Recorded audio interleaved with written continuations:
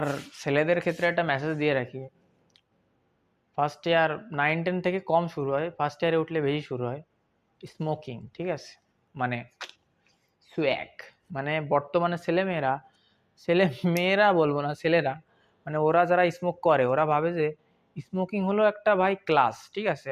মানে স্মোকিং যারা করে তারা হলো হাই প্রোফাইল লিড করে, তারা আধ্যাত্মিক লেভেলের লোক, তাদের লেভেলই আলাদা। মানে স্মোকিং না করলে সে ম্যাচিওর হয় না, ঠিক আছে?